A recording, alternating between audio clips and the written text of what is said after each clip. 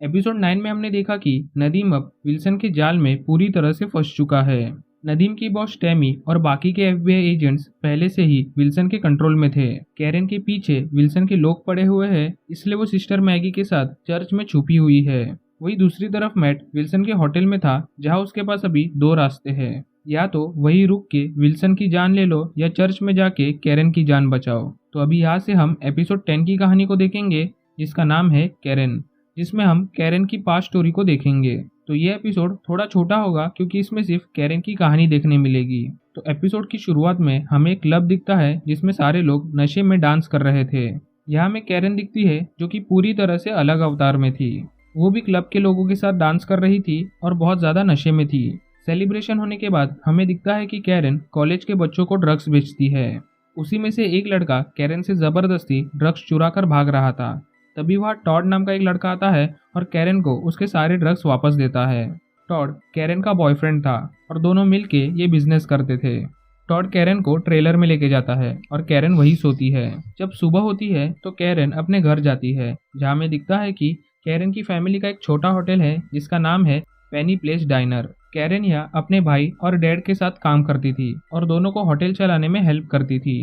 Karen की mom भी होती है जिसकी कैंसर के वजह से मौत हो गई थी।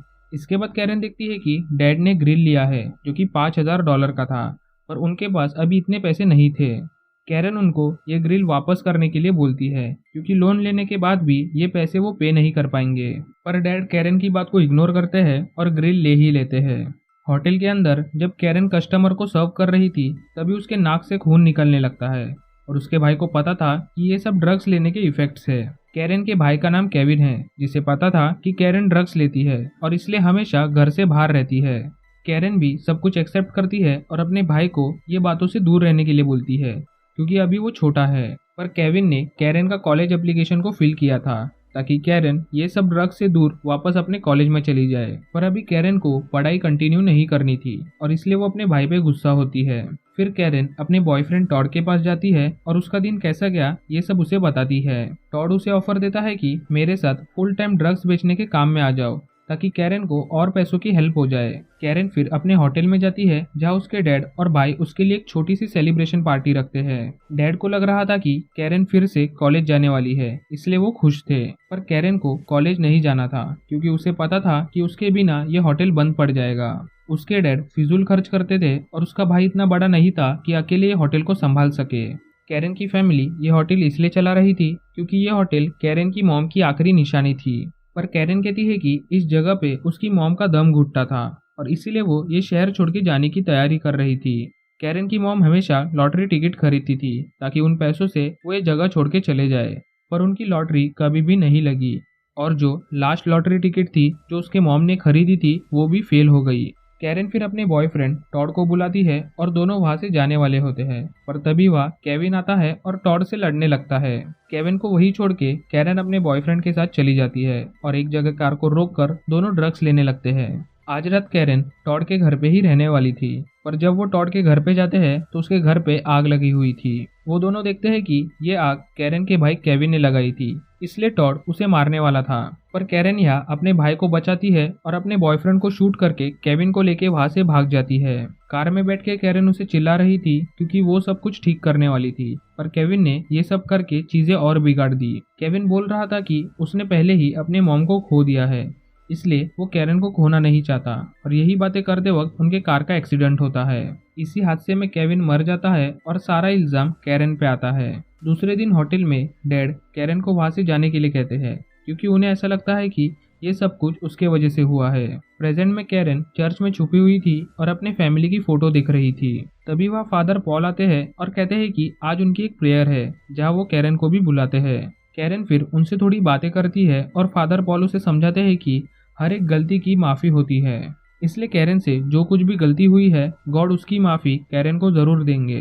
दूसरी ओर हमें विल्सन और डेक्स दिखते हैं और विल्सन यहाँ कहता है कि वो किसी को भी अपने पास आने नहीं देता, पर जेम्स नाम का एक आदमी था जो विल्सन के बेटे जैसा था और वो विल्सन के बहुत ज्यादा करीब था, पर कैरेन ने उसे मार दिया। विल्सन डेक्स को ऑर्डर देता है कि कैरेन को जाके मार दो ताकि जेम्स का बदला पूरा हो जाए। दूसरे सीन में डेयरडेविल विल्सन के घर उसका वेट कर रहा था ताकि वो विल्सन को मार दे, पर उसे पता चलता है कि कैरेन की जान खतरे में है। इसलिए अभी उसे ये डिसाइड करना है कि वो विल्सन को मारेगा या कैरेन की जान बचाएगा। अगर आज डेयरडेविल ने यह मौका गवा दिया तो विल्सन की सिक्योरिटी बढ़ जाएगी और वापस डेयरडेविल इतने आसानी से यहाँ नहीं आ पाएगा जैसे कि वो आज आया था। तुम क्या कितनी देर में आएगा? कुछ सेकंड्स में। अगर तुम चले गए तो मुझे उसे बताना पड़ेगा कि तुम आए थे। वो सिक्योरिटी बढ़ा देगा। यहाँ दोबारा आना नामुमकिन हो जाएगा। तुम्हें ऐसा मौका दोबारा नहीं मिलने वाला। दूसरी ओर नदीम डेक्स को चर्च तक पहुंचाता है ताकि वो कैरेन को मार सके। चर्च के अंदर प्रेयर शुरू थी, तभी वह डेक्स आके सबको मारने लगता है और कैरेन को ढूंढने लगता है। कैरेन डेक्स के सामने आती है और वो उसे मारने ही वाला होता है कि तभी डेयरडेविल वहां आके डेक्स से फाइट करने लगता है। दोनों की एक अच्छी फाइट होती है जो सही में देखने लायक थी। पर इस फाइट के बीच में डेक्स कैरेन को मारने के लिए एक चीज उसकी तरफ फेंकता है, पर फादर पॉल कैरेन के सामने आते हैं और उसे बचाते हैं, जिससे फादर पॉल की जान चली जाती है। और ये देख के डेयरडेविल को और गुस्सा आता है, जिससे वो डेक्स को और मारने लगता है। पर डेक्स बहुत ज्यादा स्किल्ड था और वो डेयरडेविल को ओवर पावर करने लगता है।